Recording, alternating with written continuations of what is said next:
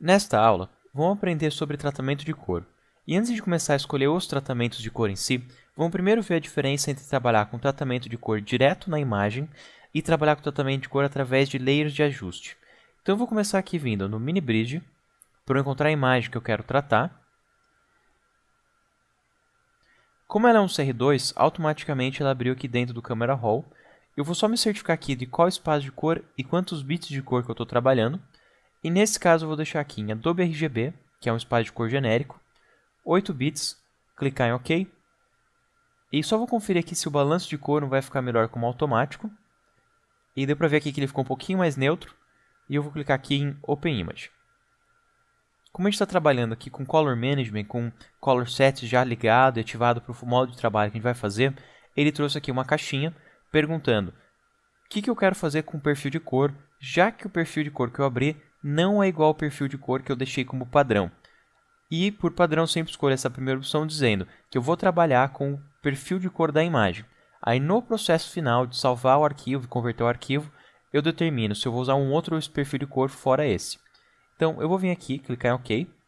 Tem aqui minha imagem dentro do Photoshop. Eu vou ampliar ela usando Ctrl 0, que deixa a tela cheia. E eu vou mostrar primeiro um dos tipos de ajustes, que é o ajuste direto em pixels. Então, eu vou vir aqui em Imagem, Adjustment, e eu tenho aqui uma lista com vários tratamentos de cor diferente, e eu posso vir aqui e usar qualquer um deles.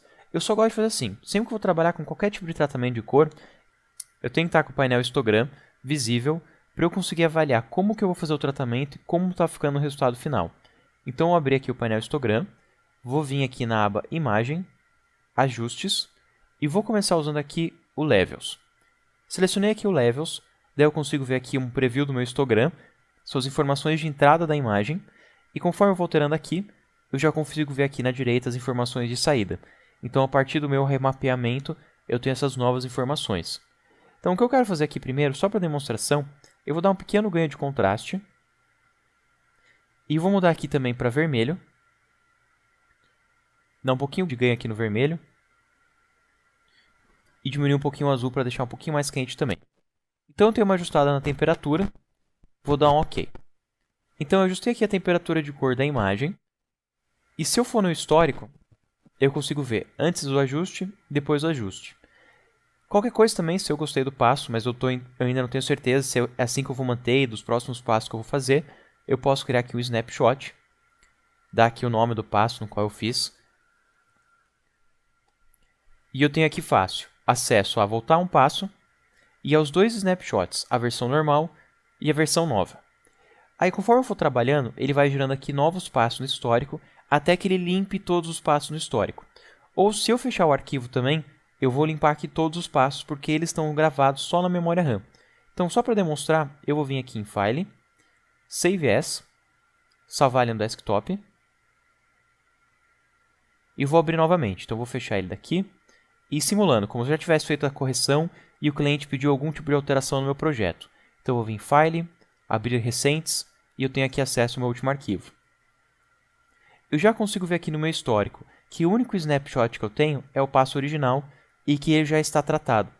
Então, desse modo de ajuste que a gente acabou de ver, você vem aqui em Imagem, Adjustment, se altera diretamente os pixels e você não tem acesso depois a esse ajuste que você fez quando você fecha o arquivo e abre novamente. Então, você não tem mais acesso a essa correção. Aí, se você quiser trabalhar dessa forma, o que eu recomendo? Você fazer uma cópia da sua camada, oculta a camada que você não vai usar e trabalha na sua nova camada. Daí, qualquer momento que você precisar voltar um passo, você pode desligar esse arquivo e voltar para o passo anterior.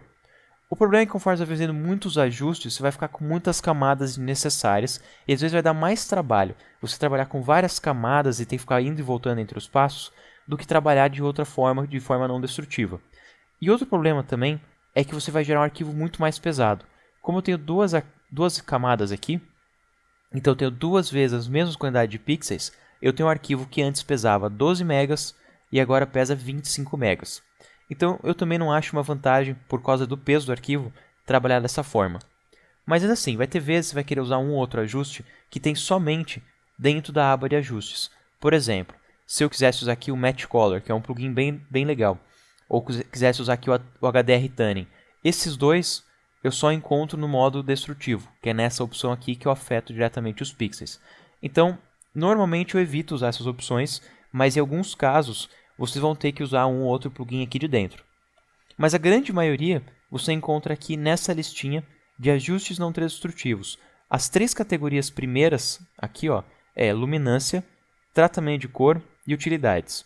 Se eu vim aqui em imagem, ajustes, eu encontro aqui luminância, tratamento de cor e utilidades. É só a partir daqui para baixo que eu tenho ajustes que não são possíveis de fazer no outro modo. Aí desses aqui, o que eu destaco são só esses dois, HDR Tanning e Match Color. Desaturate, você pode substituir fácil pelo Black and White, assim como Jet Highlights dá para substituir por um tratamento eficiente de curves. Então, não necessariamente você vai precisar vir aqui nessas opções. Só mesmo para essas duas aqui, HDR Tanning e Match Color. Eu vou abrir novamente pelo Mirror Bridge a versão original da foto. Mudar aqui para automático, abrir a imagem. Agora que eu tenho aqui acesso à imagem, eu posso vir aqui nas camadas de ajustes e escolher aqui, por exemplo, o Levels e dar um ganho de contraste. Mudar aqui para vermelho e dar aqui um ganho de leve no vermelho. Deixa eu deixar um pouquinho mais leve. E vir aqui em azul, diminuir o azul para dar aqui um ganho no amarelo. Então eu fiz o mesmo ajuste da outra vez, só que dessa vez, eu, em vez de afetar os pixels da minha camada, eu tenho aqui uma nova camada de ajuste. Essa nova camada de ajuste, eu posso ligar e desligar quando eu quiser. É só vir aqui no olhinho. E eu posso mesclar a forma que ela trabalha com a camada, usando aqui transparência, fill e modos de mistura. Então, se a qualquer momento eu achei que não ficou 100% ou eu quero fazer algum tipo de tratamento especial, eu tenho sempre acesso a todas as opções dentro do ajuste, que eu posso acessar aqui de volta e alterar. Então, o que eu quero fazer também aqui é vir em File, Save e mostrar a vantagem aqui de trabalhar dessa forma. Então, eu vou colocar aqui como 3602, salvar e vou abrir novamente o arquivo. File, Open Recente, a versão 02. Então, se eu for lá no histórico, eu consigo ver que eu não tenho mais os passos no históricos que nem da outra vez. Porque sempre que você fecha o arquivo, você limpa a sua RAM e você perde os passos do histórico. Mas, em contrapartida, eu tenho aqui acesso ao meu layer de ajuste. Então, a qualquer momento, eu posso vir aqui no layer de ajuste e ligar e desligar ele. A última coisa que eu quero mostrar é, se eu voltar lá para a minha outra versão, essa daqui ela trabalha com uma camada só. Se eu, em vez de ter salvo em PSD, eu salvasse em JPEG, eu poderia salvar por cima da original, que era um JPEG. E se eu quiser que a qualquer momento, venho em File, Save As, escolho ali JPEG, e quando eu salvar, eu vou ter um arquivo com a mesma estrutura que esse, já que é uma camada só. Quando eu vou lá em File Open, eu abro aqui o arquivo, e ele tem aqui a mesma estrutura, ele trabalha com uma camada só. Eu consigo ver aqui em cima, 036.jpg.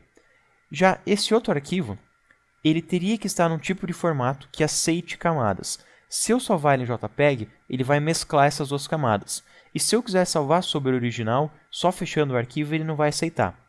Mas ainda assim, você normalmente vai trabalhar com composição, você vai trabalhar com várias camadas, vários ajustes. Então você vai querer ter uma versão em .psd e para entregar para o cliente, para postar na web ou colocar para vídeo, daí você teria uma versão finalizada em outro formato de arquivo. Mas o teu projeto normalmente você já salva em .psd para ter acesso aqui a todas as funcionalidades do Photoshop. Uma última coisa que eu quero mostrar, trabalhando com o modo destrutivo, você tem uma opção de acertar a mescla entre a imagem e o ajuste.